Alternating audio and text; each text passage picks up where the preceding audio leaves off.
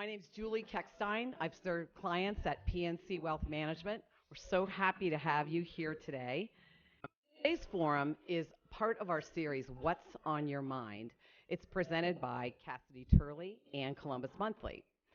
We're going to explore a new mindset, the importance of creativity and the arts in our businesses and in our community. And I'd like to thank my fellow Watterson Eagles, Tom McGarity and Kelly Godshall. And Kelly will be here to chat with you about Cassidy Turley. Thank you.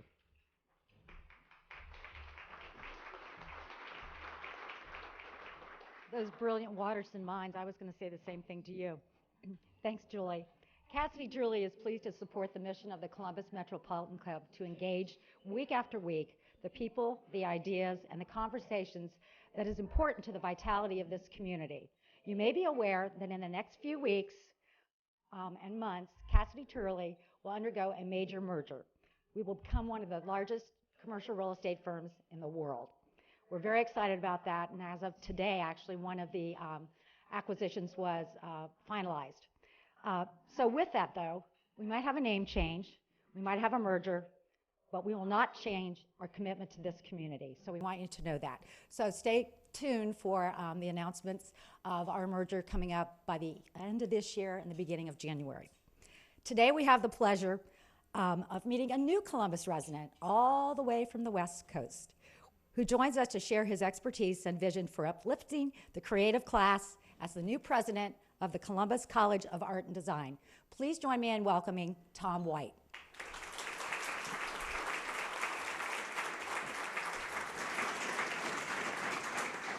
And joining Tom today for questions after his introductory remarks is Angela Ann, morning anchor and reporter for WBNS-TV. Please welcome both of our speakers. Tom, the podium is yours. Thank you, Kelly. Thank you, everyone, for coming today. Really wonderful to be here. Thank you to the Metropolitan Club for having all of us here today. We've come here together, all of us from CCAD, and not all of us, but there's an amazingly large contingent here today.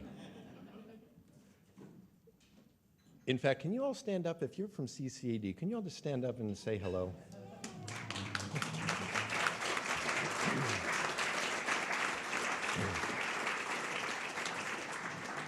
So this is the senior staff and the deans from CCAD, and it's amazing. It's an amazing team of people. Very nice people, very talented people. And if you get a chance, please introduce yourself today, because we're looking forward to introducing ourselves even more than we already are.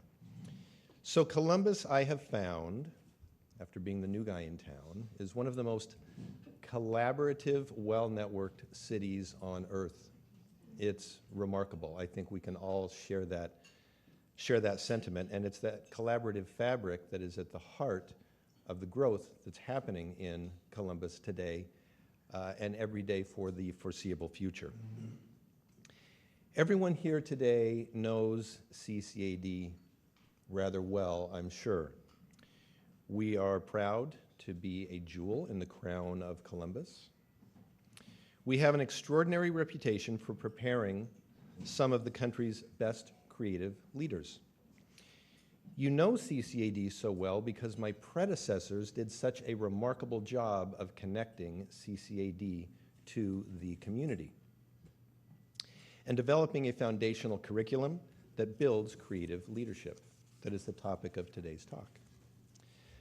But there is much about CCAD that you may not know, and at least in the way that we're going to tell you today. We are 1,200 or so students strong, and we are growing. Our future is extraordinary, and our growth is linked to the growth in Columbus. But our history is also unmatched. So did you know that we are almost 140 years old? So my colleague Nanette from the museum and I share a common legacy. We're one of the oldest art and design colleges in the country, and we were founded in 1879 as part of the Columbus Museum of Art. It was called the Columbus Art School, and it started with a grand total of 3 students. 3. The legendary Joseph Canzani was asked by the museum director to become dean just after World War II. What we call at CCAD the era of building began in 1959, not long after Joe took the helm, when he changed the name to the Columbus College of Art and Design from the Columbus Art School. Joe taught many courses himself. He grew enrollment. He crafted an extraordinary art and design education. Joe was passionate. Who knew Joe here? He became president, and CCAD became an accredited college in 1979, finally separating from the museum during a real cliffhanger story from those of you that have heard it, in 1982. Joe led CCAD for 46 years, and it was Joseph Canzani that taught us how to graduate seniors into remarkable creative careers. Where Joseph Canzani was a visionary taskmaster, our beloved Denny Griffith was a gifted, personable artist who is completely adored in this community, and I don't think adored is an overstatement, by the way, and still working like crazy. The era of connection began when Denny took over as president in 1998. Under Denny's leadership, CCAD doubled the size of its facilities, dramatically improved the campus in innovative new ways, and became the highly regarded and well-recognized centerpiece of the Columbus landscape that it is today. As only the college's fourth president, I like to think of the next era as the era of the creative. Walt Disney, George Lucas, and Steve Jobs each built industry-leading organizations that changed the way we live. They did this by combining great art and great design with new technologies and masterful storytelling. These ingredients are the colors of today's creative palette. So no longer are cadmium red and indigo blue and other such colors the palette that we're limited to. Mastering each of these and applying them in varying degrees, creative leaders are changing the ways we work and live. And they're in demand today by leading companies, agencies, institutions, and other organizations more than any other time in history. As some of you may know, if you've read my bio, I'm not a traditional academic. I've taught design, and I've helped to create the strategic plan of one of our competitor schools. But as an industrial designer, I've spent my career applying the power of art and design to fuel business growth and innovation for some of the largest companies, leading design firms, innovative ad agencies, and academic institutions around the world. But just as I'm not a traditional academic, CCAD is not a traditional art and design college. We specializing in preparing leaders to influence positive change in commerce and creativity. CCAD graduates today are creating the movies we watch, the clothes we wear, the advertisements we pay most attention to, and the identities of the companies and organizations we like to visit. They sit at the leadership tables of companies like Pixar, Disney, and DreamWorks, Abercrombie & Fitch, Victoria's Secret, and Bath & Body Works, Leo Burnett and Interbrand, the Columbus Crew, the Columbus Blue Jackets, and many, many more. Most of our graduates, you may or may not know, that want good jobs have good jobs within a year of graduation. About a third of those walk off the podium with their diploma and a job already in hand.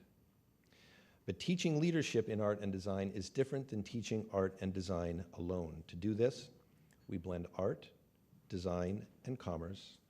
Our students learn to write, design, create, and think.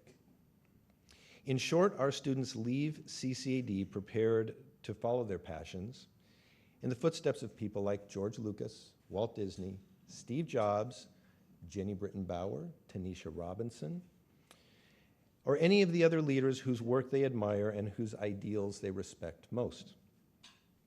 Wherever they want to go and whatever they decide they want to do, and they know what they want to do, most of them, I can tell you, they'll have the tools to tell stories, embrace technologies, and create great art and great design that will make positive change in the world. And they'll be able to do this because of the amazing heritage that successfully built this school long before I arrived here.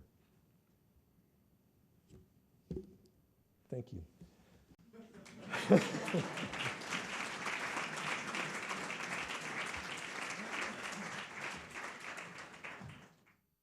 I'm like a true reporter. I missed the whole event, and I come late to the party, but thank you so much for joining us. I apologize. Who else has a tickle in their throat from a cold and you just can't get rid of it? Thank you. Okay, so I'm not alone in this. I can tell you that everyone is very excited and has been since the announcement that you were coming here to Columbus. I have to ask, because I went to college out in California, so the land of beach and surf and palm trees. What did your fiance say when you said, I'm moving to Columbus? Well, that's a great question, and let me say this. When I received the first email that said, we would be interested in talking to you about this opportunity, I printed that email and brought it to my fiance, and I said, do we want to have this conversation in Columbus, Ohio? And we Googled Columbus, Ohio.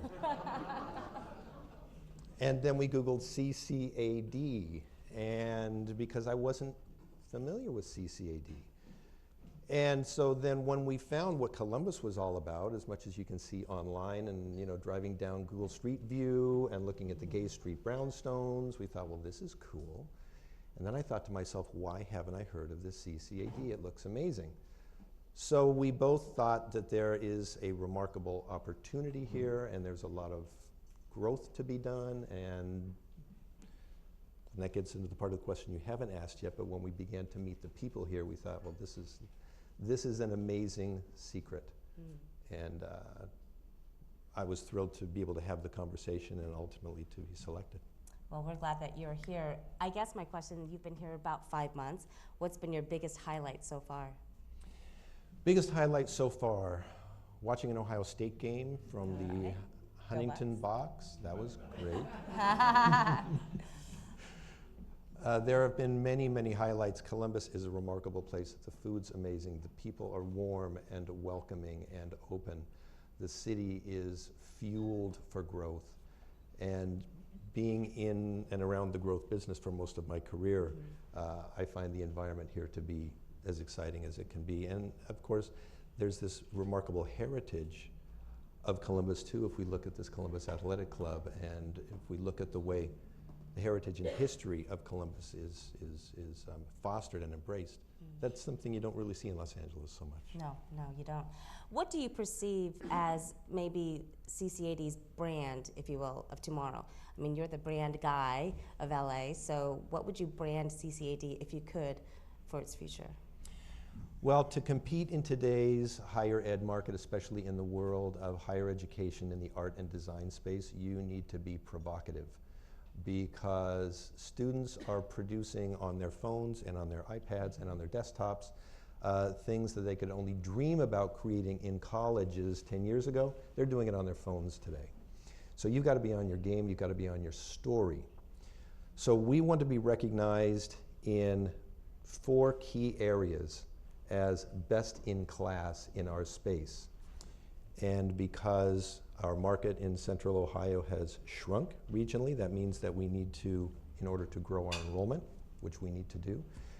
In fact, Denzel Proteus is our head of enrollment. He's on the enrollment hot seat at CCAD. Denzel, wave hi, so we all know. There you are, okay.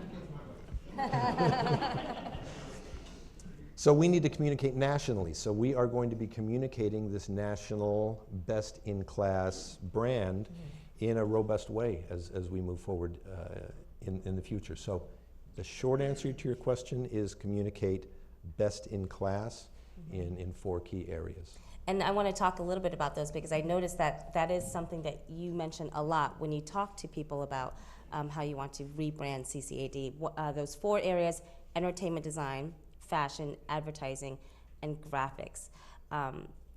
If you could pick one just to explain how you plan to reposition that one of 4, what would it be? Well, that's a good question. So let's take entertainment design as an example. Our deans, Tom Gaddis and Julie Taggart, have organized a process which was really originally envisioned in the mind market as CCAD. And it is a transformative project-based learning model, which means that students are going to participate with corporations or with agencies in order to learn how a collaborative project really comes to life, because that's the way the world works. And so in the entertainment space, as an example, we are talking with Gil Cloyd and Len Hartman from the Ohio Film Group, who are very interested in bringing entertainment to Columbus, Ohio, as are other components of Columbus, Ohio, interested. And what we will do, and what Kevin Conlon, our provost, is doing, is organizing our curriculum so that we will be graduating students into that industry. We will be providing interns during junior and senior years to work in that industry. So, along with the relationships that we're working on building with Jobs Ohio and others, we hope to be part of the workforce development of Columbus that helps fuel these industries. And CCAD has had quite a lot of collaborations. I think recently the students helped redesign the CODA bus shelters that we're seeing popping up all over Central Ohio. Can you give us an insight or preview into what other big collaborations are coming down the road? Well, we just finished a project with Airstream. Y'all know Airstream trailers? Mm-hmm. It is an amazing company with an amazing product. It's an American icon. And we just finished a project with Airstream where Airstream brought us a trailer, a big Airstream trailer, brand new, hot off the assembly line, blank and empty inside, and they asked us to create a new first-in-category product for them. How can they go connect with a younger generation of Airstream buyers? So our student research team researched the competitive market. We came up with a plan going forward. We designed it holistically, so our fashion, interior, industrial design departments were all working together. Even our entertainment groups were working together. And we created an Airstream trailer that Airstream had never before seen. So Airstream is now working on fitting that into their product roadmap going forward. And they're interested in establishing a 3-year agreement with us going forward. So we will be working with Airstream in an ongoing way to design new products for them in the market. That's great, right? And real quick, I know you mentioned mind market.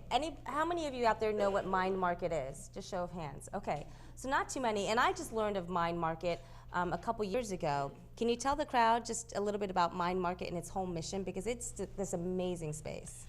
The mind market is an amazing space, and it's amazing. It's an amazing physical space designed by one of our trustees, Mitch Aycock, who did an amazing job, as he always does. And what the mind market was originally envisioned as is a collaborative space where companies, agencies, students, and maybe even venture capitalists can come together in order to create products that are ready for the market. And so this really gives the students a feeling of what it's like to be working in an area where you're not just going to receive a grade, but the market is going to give you a grade on the success of your ability to hit the market requirements. So Tom Gaddis, again, our Dean of the School of Design Arts, is heading that up. We have great visions for the mind market. We're re-envisioning exactly procedurally how that will work, but expect to see some interesting, exciting things coming out of the mind market in the future. So if you're a business out there and interested in that collaboration, that would be one way to go. Absolutely. Yeah. Okay, take us through a day in the life of Tom White. What time do you wake up? I got you beat on this one, but just tell me. I'm kidding. You do. Well, wake-up time starts at about 6:30, let's say. Oh, that's pretty good. Something like that. Mm-hmm. And then cook some breakfast, and then make it into the office where Sherry Lucas, my executive assistant, has an amazing day planned to the minute. Now, in there, you do turn on 10 TV, right? No hesitation. Oh, my gosh. I'm done. No, I'm kidding. Do you know what I do? Because, I mean, I love to watch TV, and if I turn it on, it's over. and I lose track of time, and it's like, oh wait, I have to do something. Oh, I have to go to work. So, I'm kidding. you know, That's so our best half hour because we're awake already 2 hours, and so we got all the kinks out. So 6:30 to 7, that's our best. so I have to best do it time. now, and I'm new in Columbus, so I didn't know. So now I That's have okay. to. Okay, good. We're forgiven. Okay, so 7:30, you're That was a in good the. question, wasn't it? To find out if I'm watching TV. That was all about me. No, I'm kidding. So 7:30, you get into the office, Yeah, 7:30, 8, get into the office. and you get love the commute. prepared. You were saying today. It's amazing. So I live in German Village. Who lives in German Village? Neighbors, there you go. Neighbors. So I'm renting in German Village, this charming carriage house in German Village. Dwayne Todd's friend owns this carriage house, so Dwayne connected me, and it's amazing. So I love to be there. I love an 8-minute commute door to door. How far did that get you in LA? In LA, that got you halfway to the supermarket. Maybe. Maybe. Maybe down the block. Maybe halfway to the supermarket. And then once you're in the office, do you just not stop all day? It is nonstop all day long. It is a pleasure.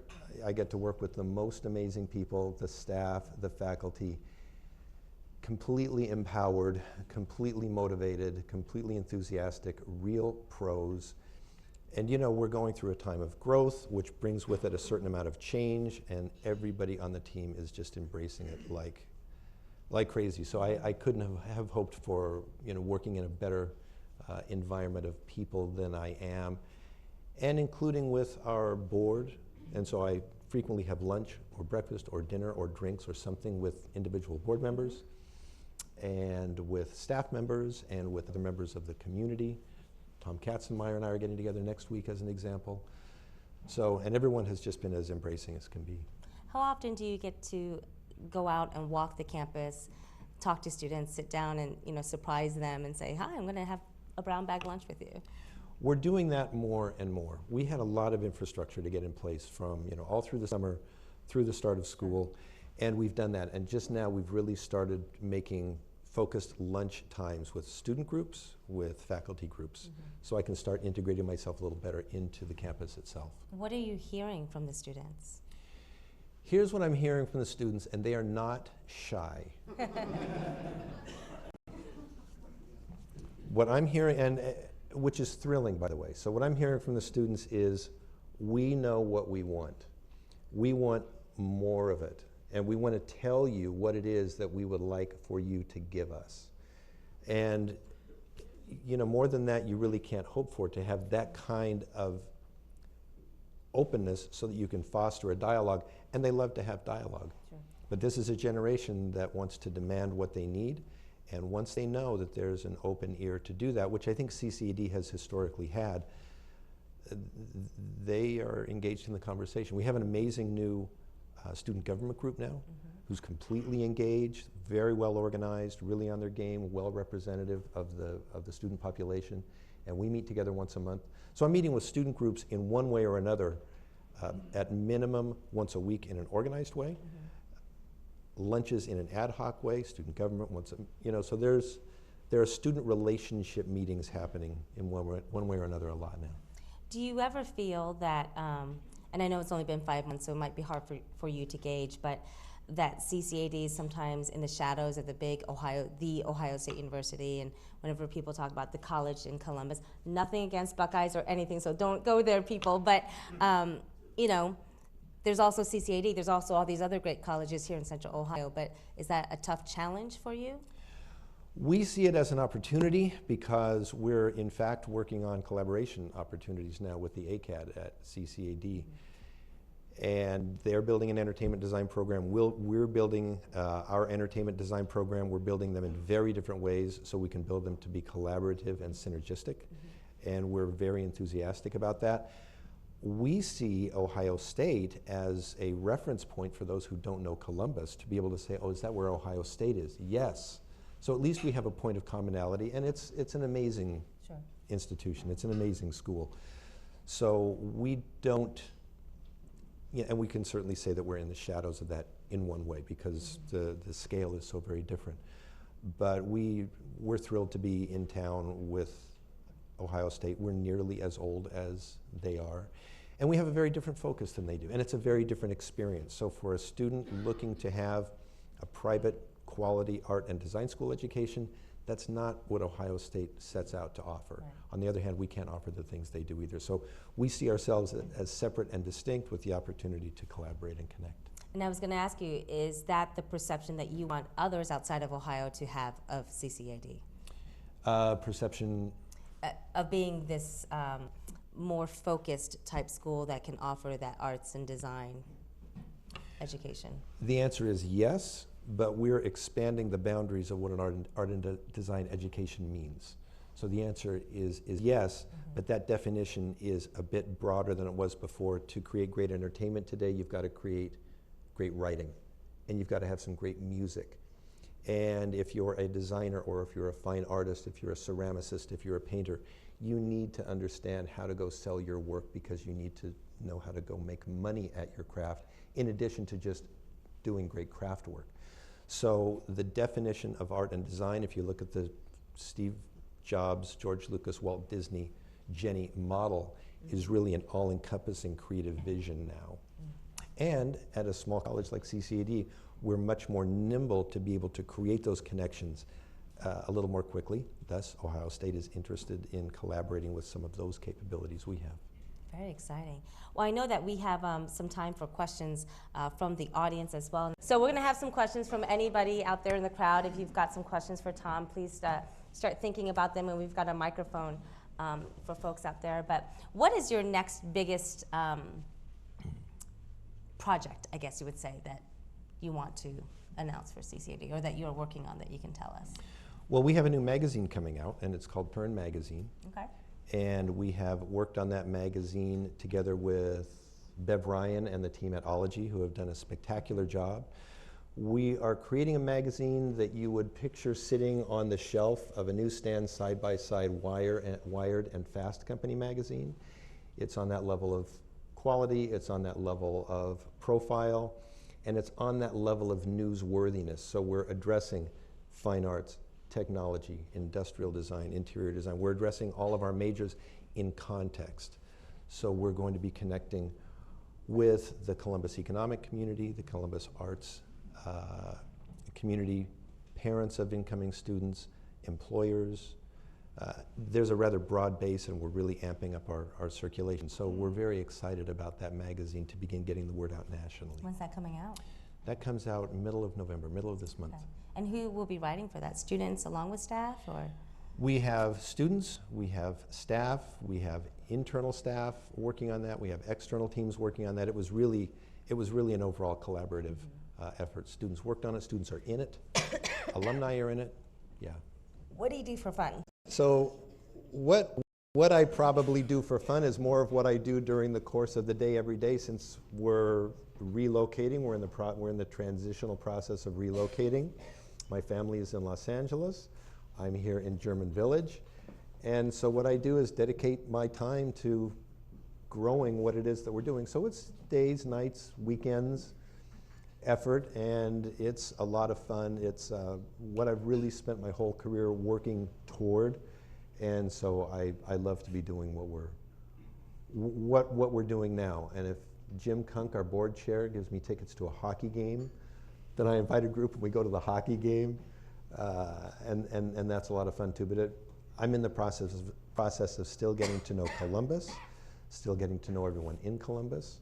So I'm having fun every day. So I'm going to stand here, just in case I have to go back behind the magic curtain and no one can hear me cough. So I apologize again, Tom. I'm really sorry about that. I promise you I'm not contagious. The doctor gave me all clear, so I was back at work today. But I think we want to go ahead and maybe look at some questions from the audience at this time. Somebody please save me from the microphone. Happy to jump in and break the ice a little bit. Thank you. Tom, in reviewing your bio, there's some very interesting things, and seems to be almost contradictions between creativity and engineering. Your time at Lockheed and the fighter program, it just seems like working with the government would be the antithesis of creativity. Can you tell me a little bit about how that comes together and what that looks like? That's a good question, and the answer is it was. And I started there as one guy, being asked to do some certain things, but take it easy, keep it on the down low. But as a designer, you know, you want to blow that up a bit. And so year over year, as head of promotions there, and I started as an industrial designer. And when I presented the project that I designed, they asked me to move over into the marketing department where they needed to make presentations all the time. So that's how I made the switch from industrial design into marketing of fighter jets. But I was responsible for all the exhibitions, all the brochures, all the print material, everything that the company showed out to the world until one day, the Lockheed security department showed up at my office door. And you don't want to mess with these guys. And they look like guys you don't want to mess with. And they said, Mr. White, we need you to come with us. So I got in the van. We drove to the far corner of the Burbank airport into a deserted old building. This is the real skunk works. And, you know, oil drums in there. And we walked down some halls, honestly, deserted. And got to a room. They said, okay, wait here. One by one, sort of 10 more of us came in with our eyes this big, looking at each other, wondering what this is all about. And they said, well, you know, finally, here are clipboards. We'd like each of you to sign these. These are your top secret clearance applications. And you're going to be working on a new project, and we'll tell you about it once you get your clearance. So I did that. And that project turned out to be the F-22 fighter jet competition, a $70 billion competition between the Lockheed team and the Northrop team.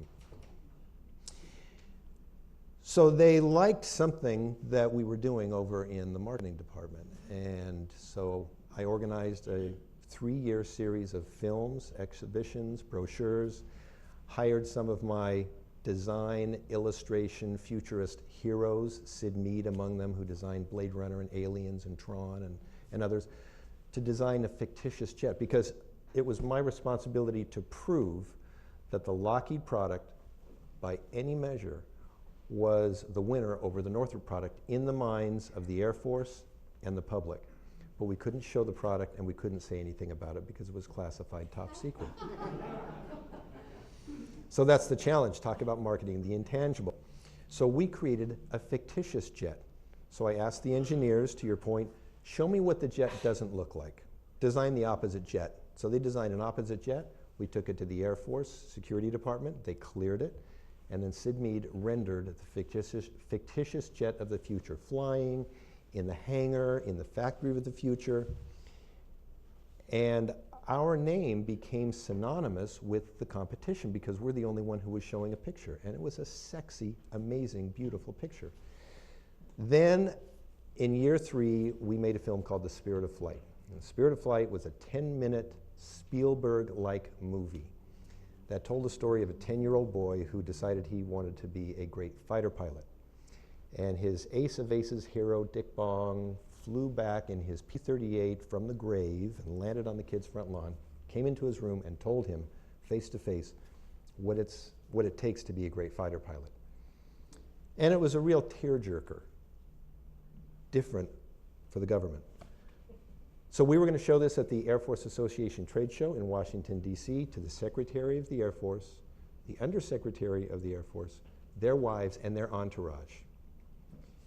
Everything was on track. The movie was finished. It was amazing.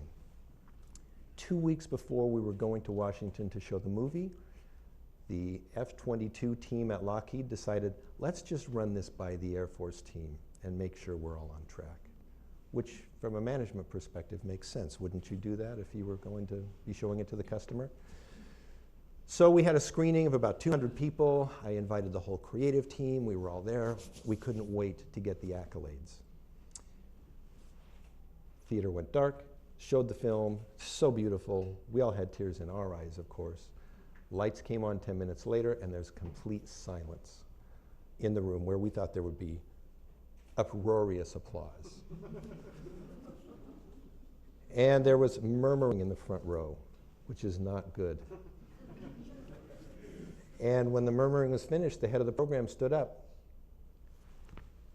White, we can't show this movie.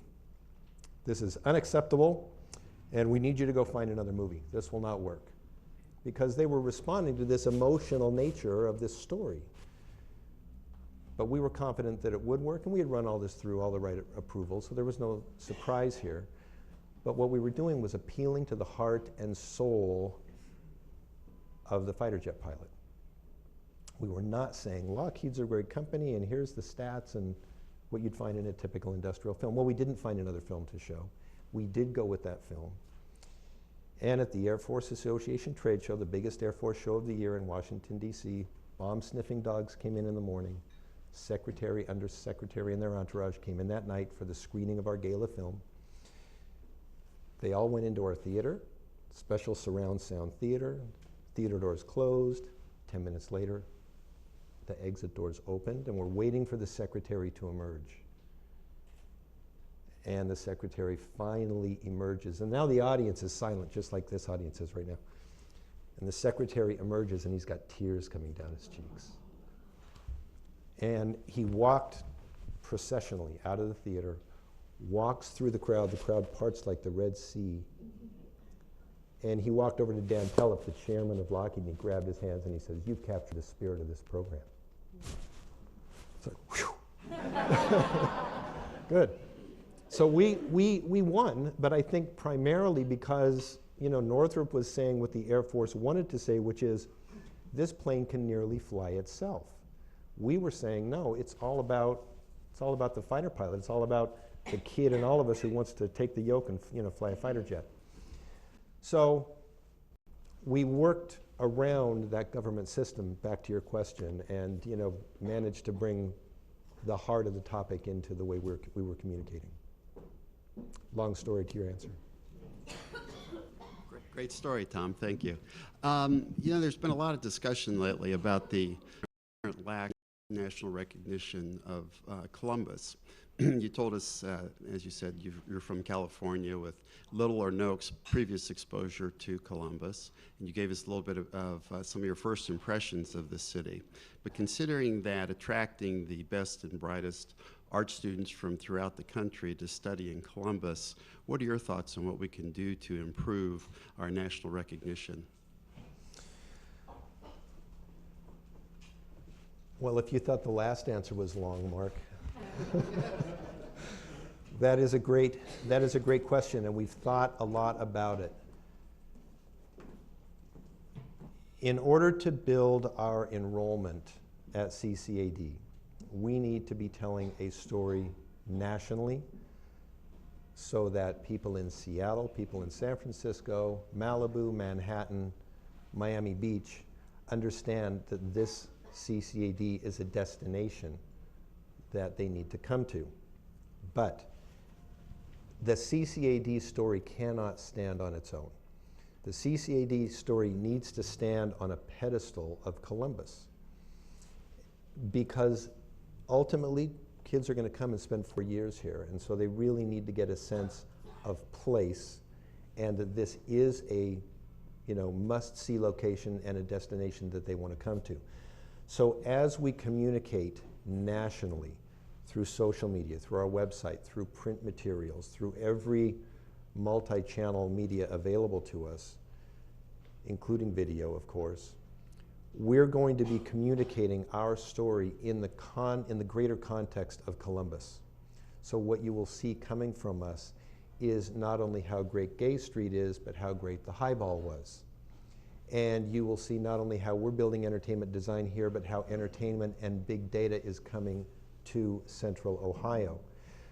Because we need to communicate with the horsepower of true action and true best in class, not only of the school, but of the community as well.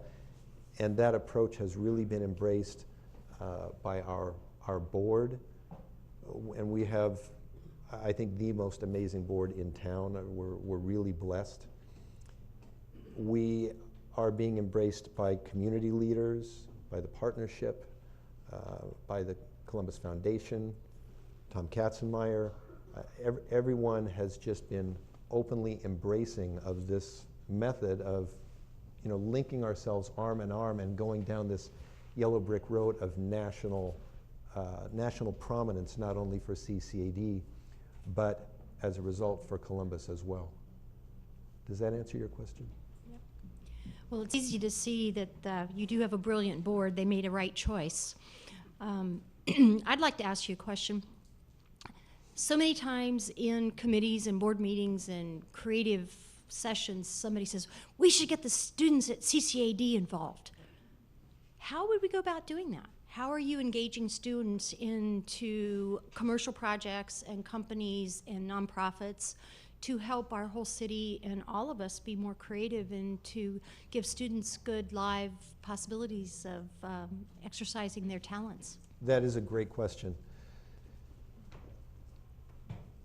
The top line answer to that is just give my office a call. The second line answer to that is Tom Gaddis, who heads up all of our collaborative programs, will take that first meeting, find out what the needs are, and create an amazing program out of it. We're doing that with organizations like Cotton Inc., who want to know what the future of denim is, by the way. Other organizations, we have Abercrombie and Fitch coming in and working with our students. So anyone who is interested in a collaborative insight program, we're working, just to give you an example of the kind of results that come from this, we're working with an organization called American Horticulture. Who's heard of it, by the way? Right? So, and I hadn't either. And Tom kept telling me about American Horticulture. Well, they're a big organization. Well, Tom introduced me to the head of American Horticulture, and he was so turned on by the results of the work that they're doing. He said, this is company transforming. I said, yes, it is. He said, but are all companies not doing this yet? So he was a true convert.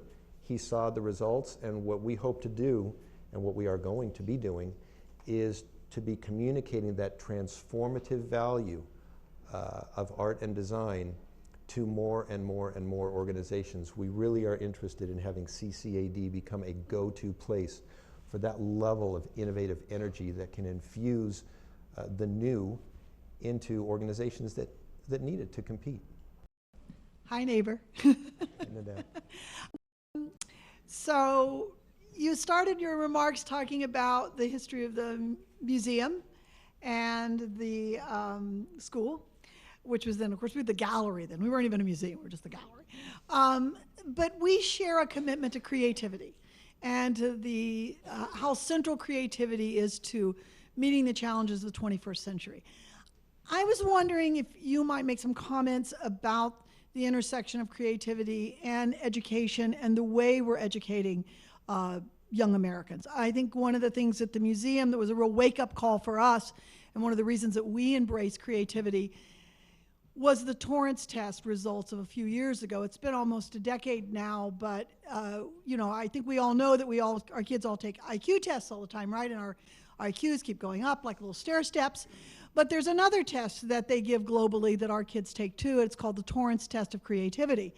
And a little less than a decade ago, for the first time, American kids' creativity declined. And it declined most steeply in our youngest kids. And so that's a relationship to our education philosophies, our education. And I just thought maybe you could talk a little bit about that. Because you're in the education business. We are in the education business. That's true for sure.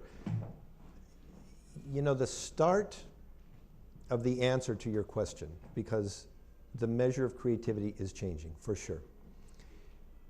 And so what we have had to look at is, what is our method of admitting students? Based on what? Is it based on a portfolio? Is it based on the idea that you can draw well?